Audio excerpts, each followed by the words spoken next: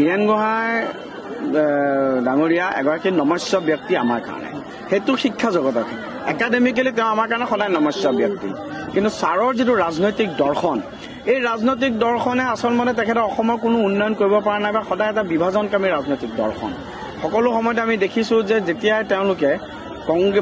বিজেপিৰ বিপক্ষে কংগ্ৰেছক ছাপোৰ্ট কৰিবলৈ আহ্বান জনাই আছে কংগ্ৰেছৰ ট্ৰেক ৰেকৰ্ড তেওঁলোকে নাজানে নেকি গতিকে তেখেতে আজি প্ৰকৃত কথাটো অনুধাৱন কৰিছে ছাৰ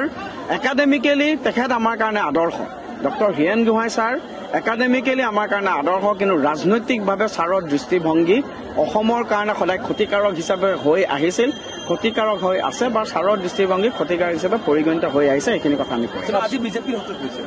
কি কয় মই সেইটোৱে কৈছো যে তেখেতৰ একাডেমিকেল কিন্তু তেখেতৰ যদি আজি তেখেতৰ যদি সঁচাকৈ যদি ৰাজনৈতিকভাৱে তেখেতে যদি প্ৰকৃত কথাখিনি হৃদয়ংগম কৰে ছাৰে যদি সেই লেফটিষ্ট দৰ্শনটোৰ ওপৰত গৈ সঁচাকৈ যদি প্ৰকৃততে কিমান উন্নয়ন হৈছে ৰাইজৰ কাৰণে আমি কিমানখিনি কাম কৰিছো প্ৰমূল্য ভিত্তিক ৰাজনীতিৰ পৰা আমি কেনেদৰে কাম কৰিছো সেইখিনি যদি ছাৰৰ দৰে এজন ব্যক্তিয়ে অনুধাৱন কৰে মই ভাবোঁ সঁচাকৈ ছাৰৰো হৃদয় আত্মা চেঞ্জ হ'ব হীৰেণ গোহাঁই ডাঙৰীয়া এগৰাকী নমস্য ব্যক্তি আমাৰ কাৰণে সেইটো শিক্ষা জগতত একাডেমিকেলি তেওঁ আমাৰ কাৰণে সদায় নমস্য ব্যক্তি কিন্তু ছাৰৰ যিটো ৰাজনৈতিক দৰ্শন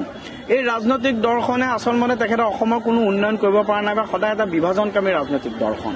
সকলো সময়তে আমি দেখিছো যে যেতিয়াই তেওঁলোকে বিজেপিৰ বিপক্ষে কংগ্ৰেছক ছাপোৰ্ট কৰিবলৈ আহ্বান জনাই আছে কংগ্ৰেছৰ ট্ৰেক ৰেকৰ্ড তেওঁলোকে নাজানে নেকি গতিকে তেখেতে আজি প্ৰকৃত কথাটো অনুধাৱন কৰিছে ছাৰ একাডেমিকেলি তেখেত আমাৰ কাৰণে আদৰ্শ doctor Hiren Gohain sir academically আমাৰ কাৰণে আদৰ্শ কিন্তু ৰাজনৈতিকভাৱে ছাৰৰ দৃষ্টিভংগী অসমৰ কাৰণে সদায় ক্ষতিকাৰক হিচাপে হৈ আহিছিল ক্ষতিকাৰক হৈ আছে বা ছাৰৰ দৃষ্টিভংগী ক্ষতিকাৰক হিচাপে পৰিগণিত হৈ আহিছে এইখিনি কথা আমি কৈছো আজি বিজেপিৰ হকে কৈছে কি কয় বিজেপিৰ হকে মই সেইটোৱে কৈছো যে তেখেতৰ একাডেমিকেল কিন্তু তেখেতৰ যদি আজি তেখেতৰ যদি সঁচাকৈ যদি ৰাজনৈতিকভাৱে তেখেতে যদি প্ৰকৃত কথাখিনি হৃদয়ংগম কৰে ছাৰে যদি সেই লেফটিষ্ট দৰ্শনটোৰ ওপৰত গৈ সঁচাকৈ যদি প্ৰকৃততে কিমান উন্নয়ন হৈছে ৰাইজৰ কাৰণে আমি কিমানখিনি কাম কৰিছো প্ৰমূল্য ভিত্তিক ৰাজনীতিৰ পৰা আমি কেনেদৰে কাম কৰিছো সেইখিনি যদি ছাৰৰ দৰে এজন ব্যক্তিয়ে অনুধাৱন কৰে মই ভাবোঁ সঁচাকৈ ছাৰৰো হৃদয় আত্মা চেঞ্জ হ'ব হীৰেণ গোহাঁই ডাঙৰীয়া এগৰাকী নমস্য ব্যক্তি আমাৰ কাৰণে সেইটো শিক্ষা জগতত একাডেমিকেলি তেওঁ আমাৰ কাৰণে সদায় নমস্য ব্যক্তি কিন্তু ছাৰৰ যিটো ৰাজনৈতিক দৰ্শন এই ৰাজনৈতিক দৰ্শনে আচলতে তেখেতে অসমৰ কোনো উন্নয়ন কৰিব পৰা নাই বা সদায় এটা বিভাজনকামী ৰাজনৈতিক দৰ্শন সকলো সময়তে আমি দেখিছো যে যেতিয়াই তেওঁলোকে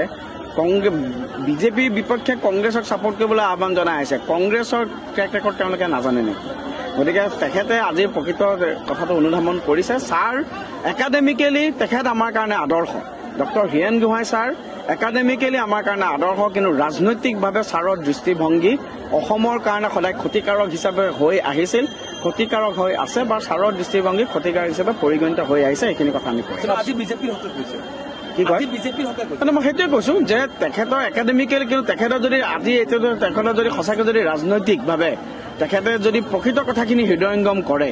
ছাৰে যদি সেই লেফটিষ্ট দৰ্শনটোৰ ওপৰত গৈ সঁচাকৈ যদি প্ৰকৃততে কিমান উন্নয়ন হৈছে ৰাইজৰ কাৰণে আমি কিমানখিনি কাম কৰিছো প্ৰমূল্য ভিত্তিক ৰাজনীতিৰ পৰা আমি কেনেদৰে কাম কৰিছো সেইখিনি যদি ছাৰৰ দৰে এজন ব্যক্তিয়ে অনুধাৱন কৰে মই ভাবোঁ সঁচাকৈ ছাৰৰো হৃদয় আত্মা চেঞ্জ হ'ব